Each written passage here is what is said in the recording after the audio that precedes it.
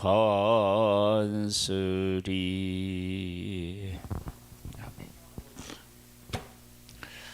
출애굽기 4장 말씀입니다.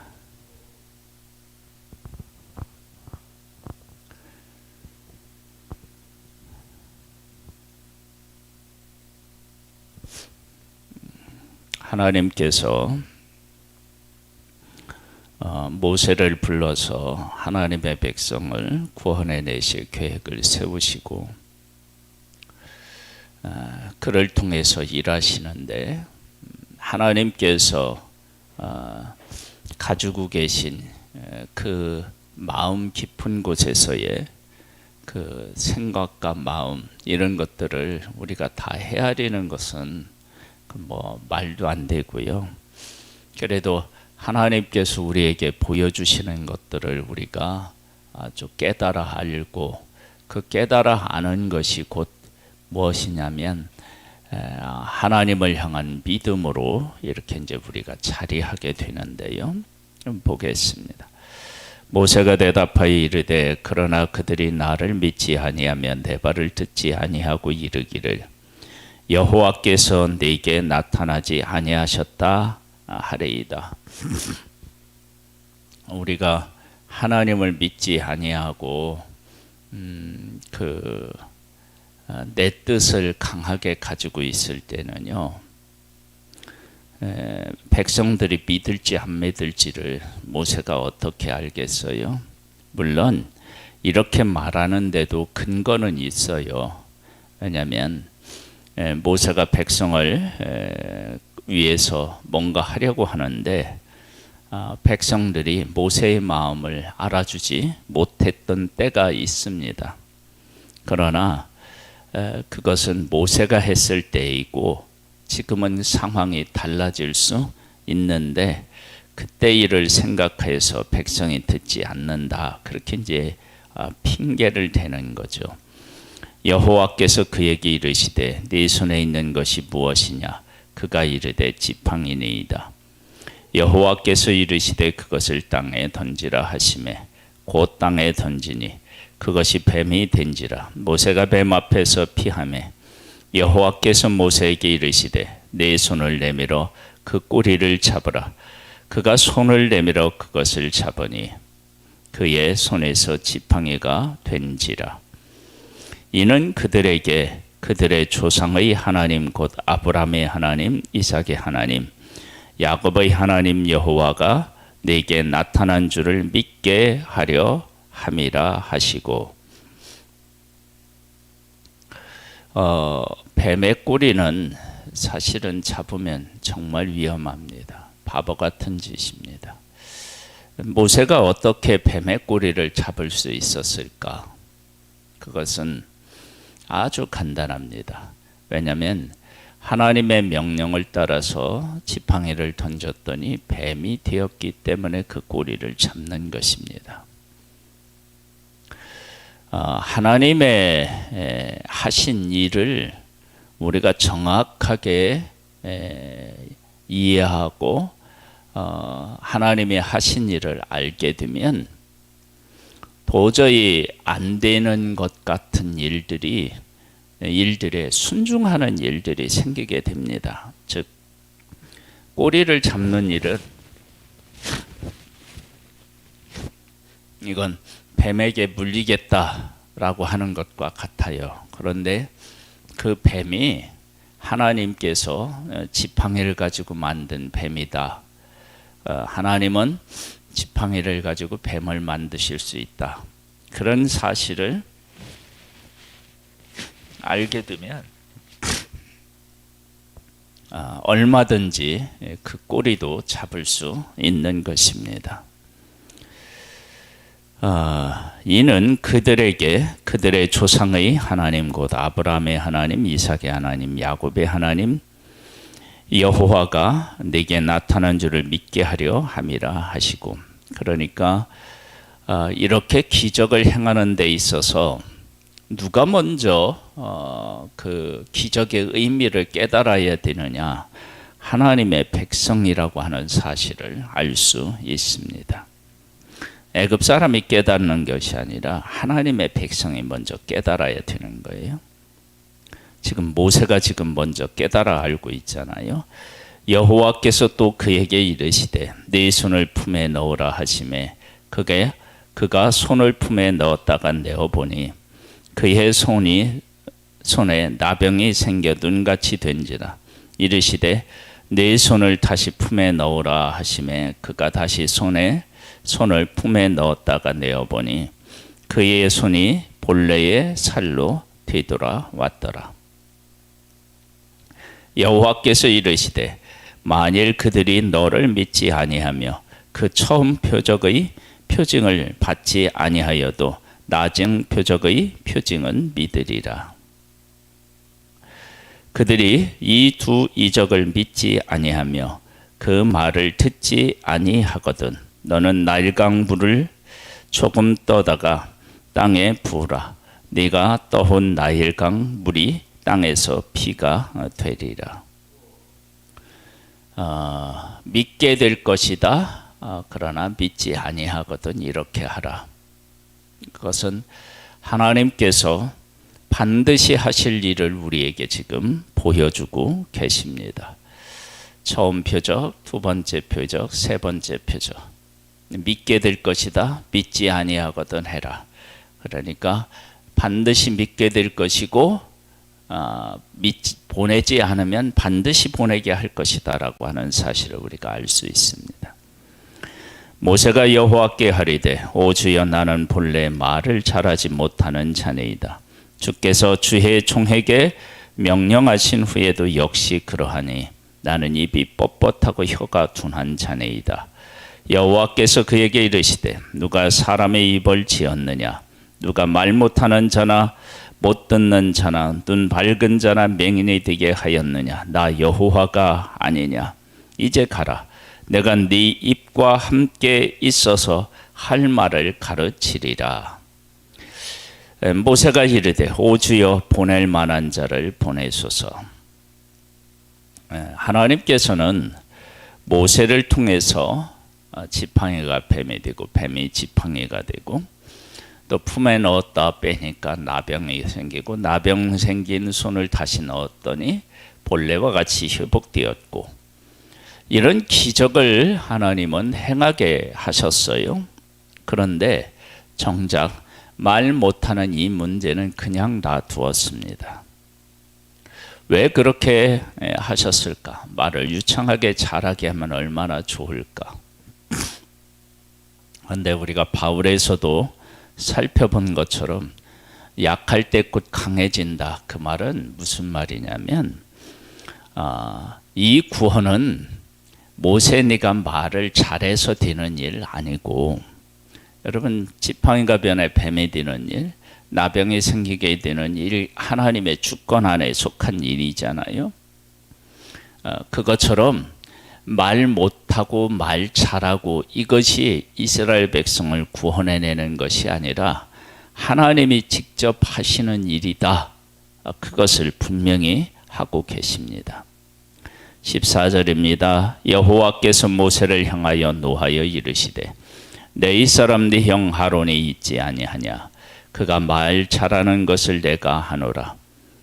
그가 너를 만나러 나오리니 그가 너를 볼 때에 그의 마음이 기쁨이 있을 것이라. 너는 그에게 말하고 그의 입에 할 말을 주라. 내가 네 입과 네 입에 함께 있어서 너희들이 행할 일을 가르치리라. 그러니까 하나님이 함께 계셔서 이들을 통해서 일하고 계시는 거지 그들 자체가 이스라엘을 구원해낼 수 있는 것은 아님을 우리가 다시 한번 확인할 수 있어요.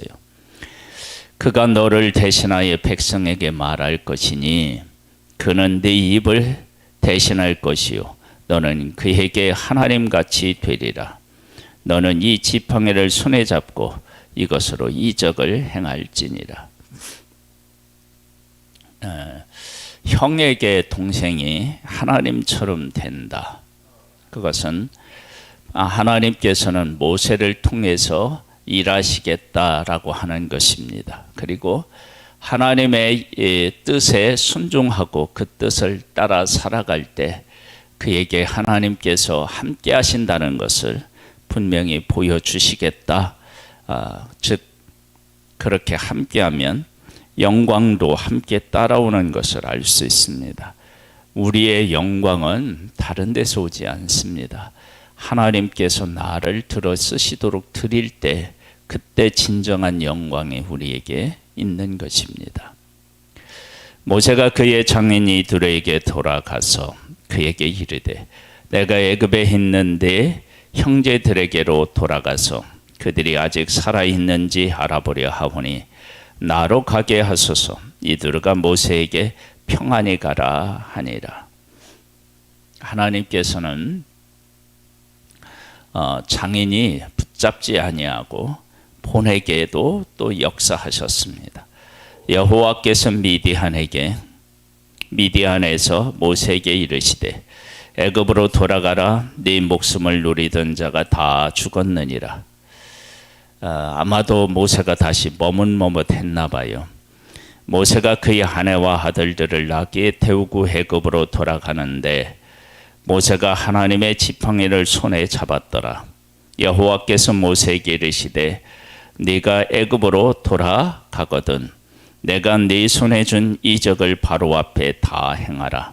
그러나 내가 그의 마음을 완악하게 한즉 그가 백성을 보내주지 아니하리니 너는 바로에게 이르기를 여호와의 말씀에 이스라엘은 내 아들 내 장자라. 내가 네게 이르기를 내 아들을 보내주어 나를 섬기게 하라 하여도 네가 보내주기를 거절하니 내가 내 아들 내 장자를 죽이리라 하셨다 하라 하시니라. 이 말씀에서 하나님께서 하나님의 백성을 얼마나 소중하게 여기고 계신지를 알 수 있습니다. 이렇게 소중하게 여기시는 하나님의 백성들을 하나님께서 친히 그들을 이끌겠다라고 하시는 것이 이적을 모세를 통해서 일으키지만 그는 말을 못하도록 하나님께서 잘하는 것은 말 못하는 것을 그대로 놔두고 그들을 애굽으로 보내서 구원하게 하시는 모습을 알 수 있습니다. 이들은 내 아들이고 그들은 나에게 정말 소중한 존재이기 때문에 내가 너를 보내는데 이 모든 일들은 내가 할 거야. 그것이 바로 어디에 나타나느냐면 내 아들이라고 하는 하나님의 고백에서 잘 나타납니다. 모세가 길을 가다가 숙소에 있을 때 여호와께서 그를 만나사 그를 죽이려 하신지라. 십보라가 돌칼을 가져다 그의 아들의 표피를 베어 그의 발을 갖다 대며 이르되 당신은 참으로 내게 피 남편이로다 하니 여호와께서 그를 놓아 주시니라. 그때 이 십보라가 피 남편이라 함은 할례 때문이었더라. 갑자기 왜 이 얘기가 나왔을까? 하나님께서 모세에게 아주 중요한 일을 맡기셨는데 그 중요한 일에 몰두하다가 모세가 마땅히 해야 될 일을 하지 못하고 있었음을 우리가 짐작해 볼 수 있습니다. 이렇게 우리가 하나님의 일을 하는데 그 하나님의 일은 그 정확하게 어떤 해야 할 일들이 있다면 그 일들을 짚고 넘어가지 그냥 지나치지 않습니다. 이스라엘 백성들이 요단강을 건너서 여리고성을 치기 전에 하나님께서는 그 백성에게 뭘 하도록 하시냐면 할례를 행하게 하십니다. 아니 싸워야 되는데 할례를 행하면 어떻게 됩니까? 하나님의 백성이라고 하는 고백이 있어야만 가서 싸워서 점령하는 것도 의미가 있기 때문에 그렇습니다. 그러니까 하나님께서 너는 하나님의 백성이다 라고 하는 사실을 지금 분명히 선포하고 있고 너희들을 내가 약속의 땅으로 다시 이끌겠다라고 하는 것도 이 안에 있다고 우리가 볼 수 있습니다.